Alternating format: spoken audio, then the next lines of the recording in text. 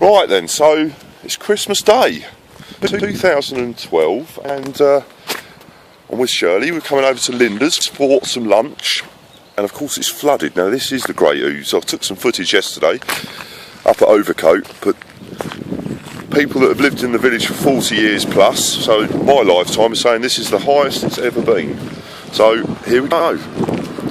This is upstream, up the river. So that's a pretty normal river, you'd say. Flowing relatively fast, but let's just pan round here. Shirley there, look. Hello. Do you remember when your dad brought the car through? No, this is just me video.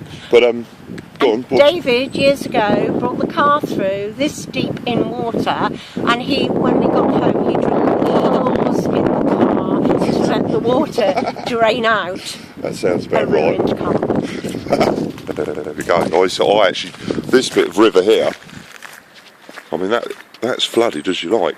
There's the road closed, but you can see in the distance the sign to the bridge.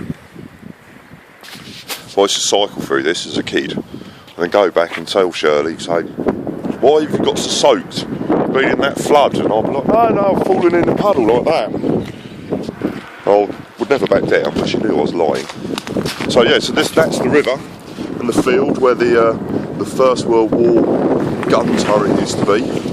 Not the, it's long since gone. In fact, there's a little plaque here. On the 17th of January, stolen aircraft of 7 Squadron RAF flying from a hurricane crashed 1.5 miles north of Earith, and all the crew were killed. And there we go. Sad. But yeah, so here's the dike. Now that is high. I'll show you from the top of the river actually. And it's raining. It's trying to rain, doesn't it?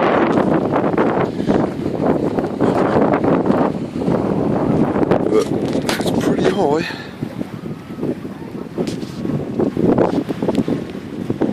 Amazing. That's pretty high. I don't remember it this high. No, I don't remember it this high either. But so there you go. I'm going to take some pictures. So goodbye and happy Christmas. Go and have some lunch. Bye bye.